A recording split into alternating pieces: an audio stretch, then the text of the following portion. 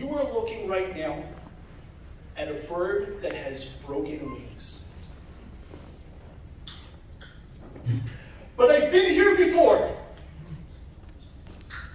And I will tell you that I know myself. I won't stay here for long. And when I get out of this place, you will witness me like a bird, like a phoenix rising from the ashes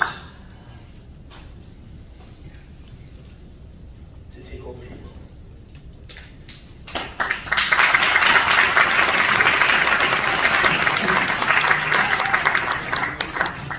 He helped me understand. He helped me see my greatness. He helped me understand who I was. I just want to. There's two mitzvahs that people don't really talk about. I really wanted to find a source in Torah for a coach. Everything in my life that I do, I tried to do according to Torah. And I was scouring. I couldn't find anything. And it really bothered me. And then I realized it smacked me in the face. It was in front of me this whole time. There's a mitzvah in Pirkei Avos, Aseh lecha rav, and kinei lecha chaver. Make yourself a rabbi and acquire a coach. And the Bar Tanua has an interesting, he goes so in depth about it, so beautiful. The Bar Tanua says, why is it Aseh lecha rav? Because you're not allowed to pay a rav. Why? Because when you pay a rav, you're bribing him or her. Birthing persons. Today you have to be careful of him or her. Crazy world we live in. You're not allowed to pay a rav because you're bribing them. And when you bribe somebody, they cannot rule in your. They cannot judge you because you bribed them, you blinded them.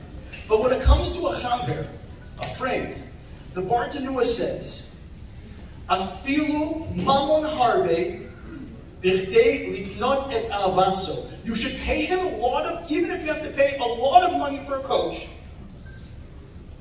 in order to acquire their love. So he was seeing things in me. I bribed him. She was seeing the good in me that I could not see in myself. And she made me realize the greatness that was inside of me. And he helped me restructure how I looked at myself. And he helped me find my zone of genius, which every single person in this room has. Every person that's sitting in this room has a unique talent that nobody on planet Earth possesses. That you are singular great at. And one of the things, this may come as a surprise, one of the things that I really like to do is speaking on stage.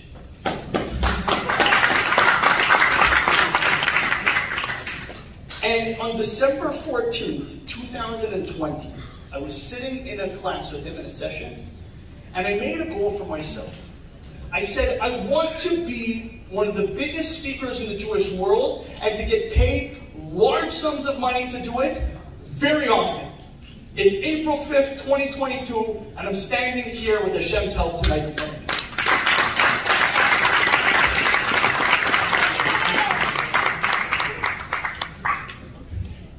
So simultaneously, the video business started to come back because the world remembered that it's normal. The problem was that I was absolutely in love with coaching. It really touched my heart. And I had figured out something missing. For sure, trusting in Hashem is important, but there's something also very important that people don't talk about so much, which is trusting in yourself. It's easy to let yourself psych yourself out. It's easy to let your deficiencies, your problems, your baggage, and everything get in your own way. And I'm only speaking for myself. I have lost trust in myself many times. When you combine the trust in God with trusting in yourself, when you put those two together, it is a nuclear explosion. Nothing can get in your way. I was feeling very down before I came here tonight. I can't tell you why. I'm an emotional person.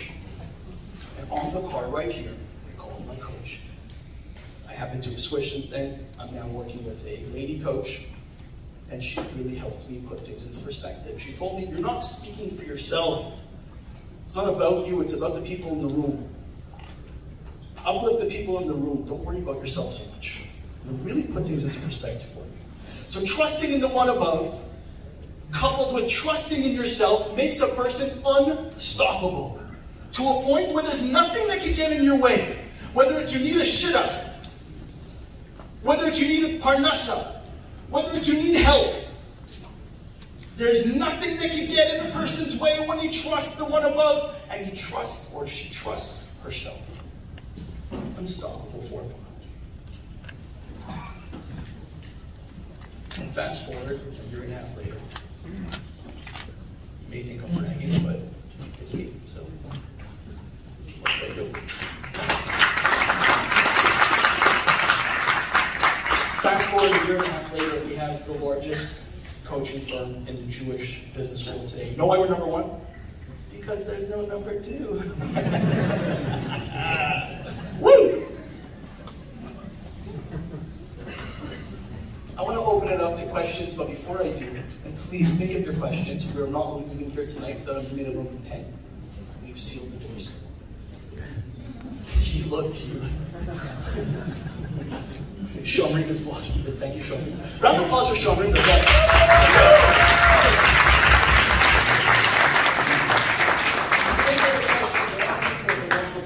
An analogy, a parable that hits me every single time. It's a story of a man who had everything in his life. He had a beautiful business, he had a beautiful wife, he had beautiful kinderla, beautiful children. A community man. And everything was going his way. What? Picture perfect. It's about to get graphic, but it's just an analogy.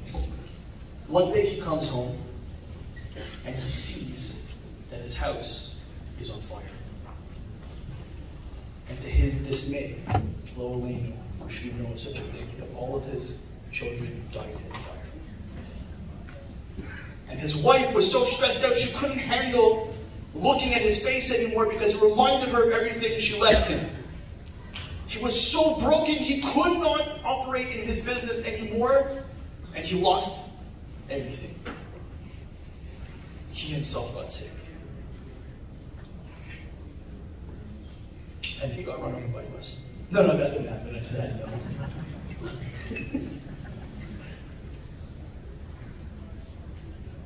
A few years go by, he gathers himself, as they say in Tehillim, he girds his loins. Who even knows what that means? What does it look like? What is girding your loins? He puts his life back together. He rebuilds his business. He finds a beautiful kala, a beautiful wife. He has children with her. And he lived out his life. And he died at 120 years old, a sweet, happy, fulfilled man. He goes up to heaven at the end of his life, and he's sitting there with Hashem, and he's reviewing every single step of his life, step by step. And as they're looking down into the earth, into the world, he sees that there's two sets of footsteps in the sand. There's his set of footsteps and God's footsteps.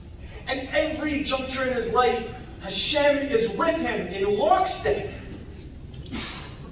And he comes to this rough point in his life when he's 4 years old.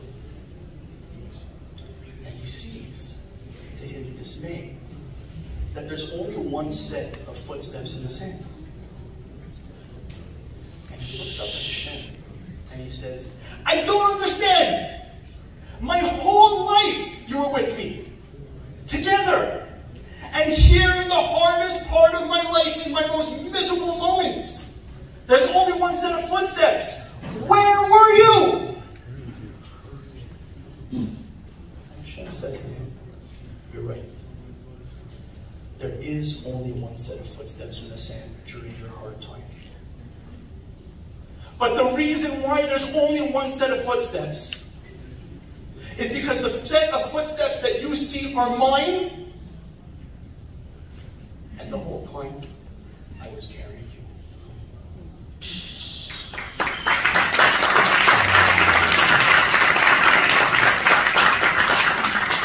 I know that we're close to Passover. For sure, the women know this. I don't know if the men know this.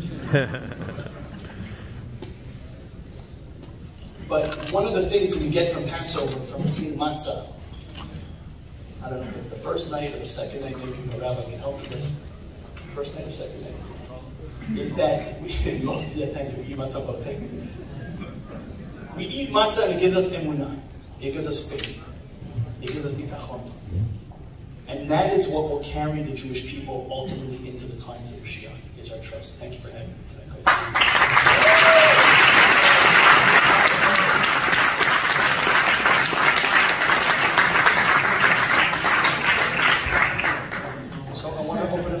Questions. I know it's very, very, very late. It's almost past my bedtime. Honestly, I really go to bed. Yes, go for it. What's your name? Me? Round of applause for Leon. What a man. What a guy. Yes, Leon, it's us. Thank you for coming out. The question is, this is, I guess, in all aspects, whether religious or professional or marriage, you're trusting in yourself. That's one way to know, to ask Hashem for a various things, obviously trusting Hashem, but importantly, you have to know, the person has to know what they want, what they are looking for. What's your recommendation for people that might be lost, whether it's religious, more professionalism, or finding a job, and how to look inside themselves to see what they want? Because obviously it's a craziness of world, right? There's so many things going on. So what's your best, I guess, approach in person looking inside themselves to see what they want? You guys heard his question. How does a person know even what they want? How can you trust in yourself if you don't know what you want yourself? So the answer is, first of all, the good news is that what you want is already encoded in your DNA. It's already there. It's actually not so much about figuring out what you want. It's actually more peeling away what you don't want. And when you peel away what you don't want, what you want is actually there all the time. It's actually a lot more simple than you think. It's that thing that you think that if you give this up, then you're going to lose your parnasa, or you're going to lose this, you're going to lose this. It's that thing that you're scared to do for various reasons. I can only tell you what I did myself. I acquired a friend. I hired a coach for myself. I can only tell you what I did with Hope. Hope that answers your question. Yes, 1, 2, 3, yes. Hang on, I want to be fair to the ladies. We're equal society. Yes. What's your name? Yakira. Yakira. Woo! Round of applause. You spoke a lot about trusting in God, even when things get really difficult. So do you have any tips or things that you apply in your life to trust in God, even though you're Great question. You guys heard it? Any tips and tricks to trust in God? There's a great book, again, I mentioned it, it's called Chovas Levovos, Shar HaBitachon. Great. I suggest everybody reads it. He gives a small thing that you could do to build this muscle. Bitachon, trust is a muscle. My trust is so strong right now that, like I said, just like I dropped this book, I know it falls. I trust Hashem. When I need to get on that plane, I'm going to get on that plane. And if you don't, if a person didn't get on the plane, it doesn't mean that Hashem didn't give you what you needed. But first of all, we have to understand what trust is. It is that it will be revealed good. People have a misconception. The Lubavitcher Rebbe talks a lot about this. Yes, I'm Lubavitch. Sorry.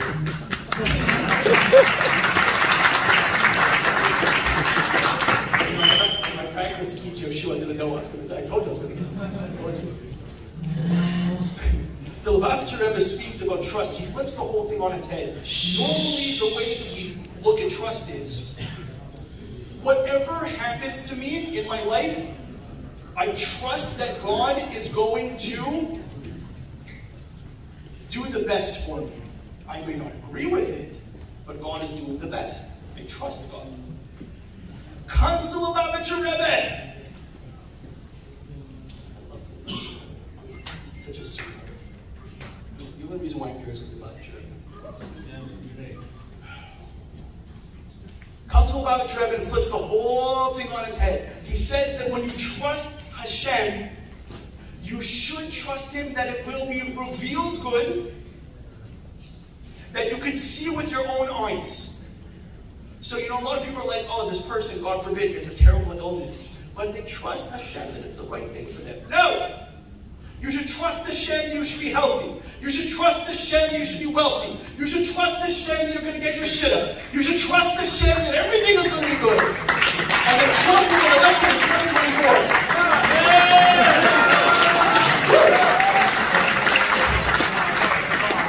Let's go, Brandon. Yes. I went back. This is like the only room in New York that I could go to. Okay. 1, 2, 3. Yes. Good. How are you? A question like this is: do we trust in God before, or which comes before? Trusting Him or believing Him? It's a good question. Good question. Could you trust Hashem or believe in Him? No, which comes before? Right. Trusting Him or believing Him? Right. Be careful. It's actually the same answer that I wanted to answer the lady. I didn't give her a proper answer. The tip. The book gives a suggestion. Tip. He says that you should, before you do anything, you should ask Hashem for that it should go well. And then when it goes well, thank Him. And you should start with very small things like, Hashem, please make sure I get home safely today. And then when you get home safely, thank Hashem for getting home safely. Before I stood on stage tonight, I was in the corner. I was talking to the wall. People thought I was crazy. The servers in the back thought that they didn't want to come near me. But I said, Hashem, please make sure that tonight goes well. And as soon as I step off stage, I'm going to say, wow, it went well, thank you.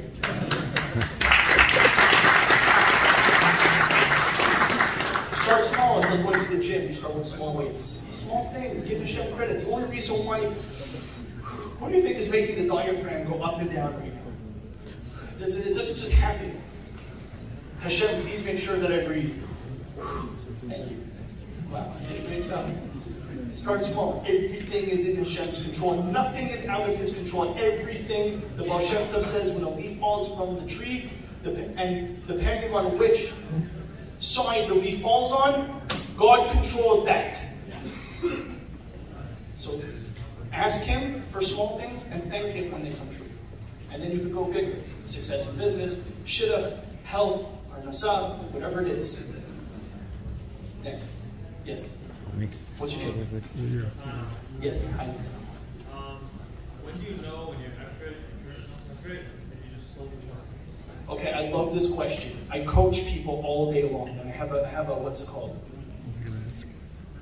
I realize this with myself. The end result is not in our hands. Whether you're going to be successful is not in your hands. Whether you're going to get whatever it is that you're looking for is not in your hands. So a lot of time I'll ask my clients, I'll say to them, please send me a list of goals that you have for this week.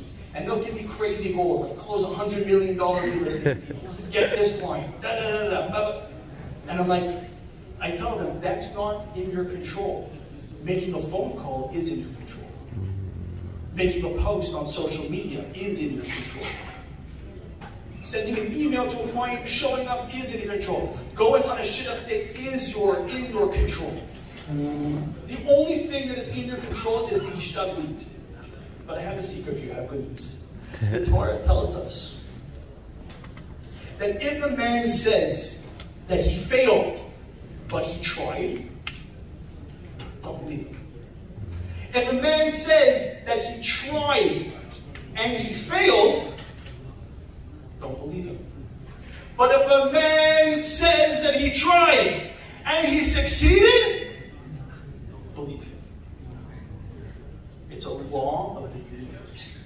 God has to follow His laws. He is Baki Shulchan Aruch. He has to follow His laws. And His laws say, when you try, you will succeed. So just try. The more you try, it's not the end result. Try. I poked, you remember the mask thing? I sat miserably and tried to poke at masks from 3,000 different angles. And eventually, Hashem had to give me what I was trying for.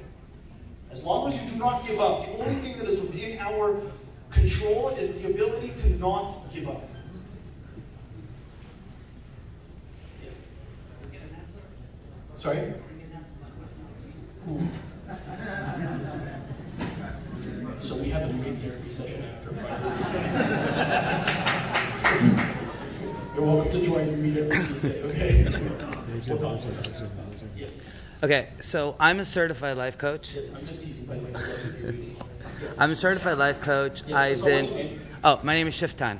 Guys, just so you guys don't think this is like a sleazy promotion for my coaching, please, Yeah. at the end of this, walk over to the man in the New York Yankees hat and say, hey, I would love to have a free consultation with you.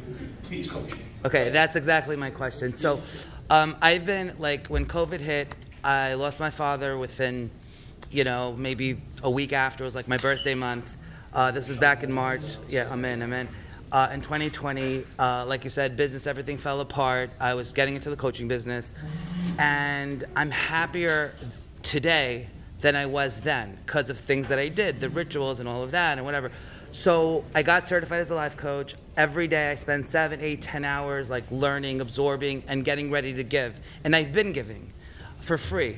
Like I do WhatsApps, I coach friends for free, I do so much. But like to transition into a paying business where I could do like group coaching, individual coaching, I was wondering what suggestions you would have to break through and get that result. Everybody hear what he said? He loves coaching, he's doing it all the time, but he's not charging for it. So this comes back to what I was saying, trusting in yourself.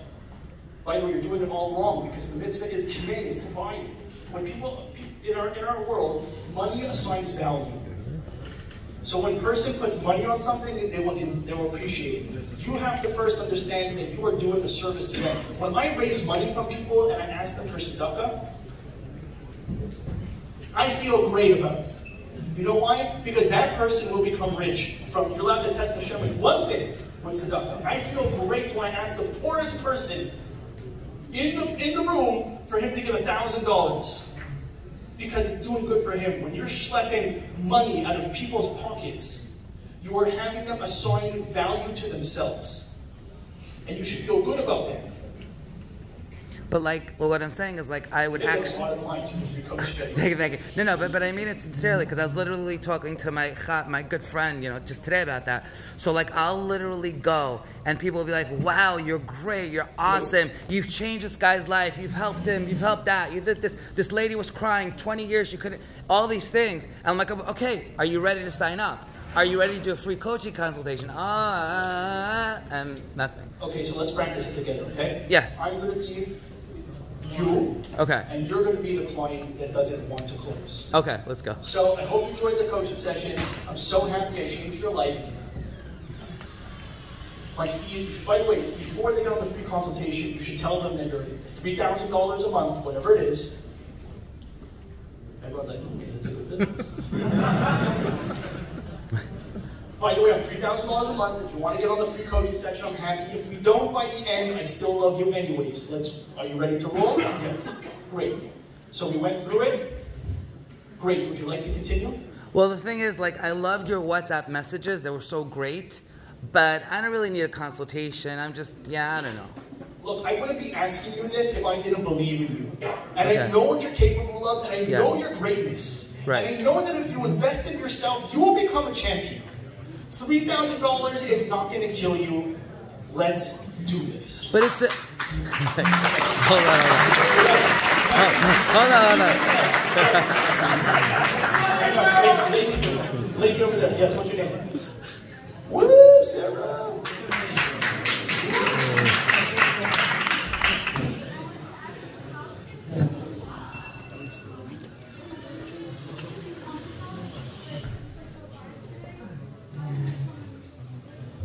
How could someone take it upon themselves?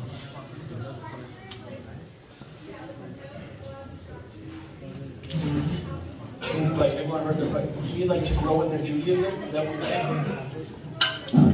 Right. So there is an evil monster in your pocket. It's called a cellular telephone. Not in your pocket. I don't know what's in your pocket. It's in your hand. Exactly. So when I'm at my office, if my cell phone is in my hand, I am not productive. I leave my cell phone to the side, and I do what I gotta do.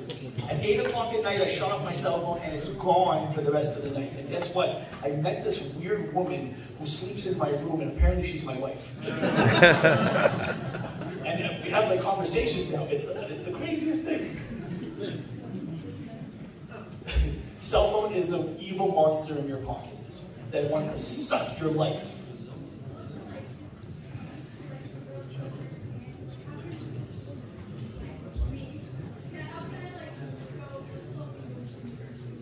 You guys heard her question? Gentlemen, it's very important.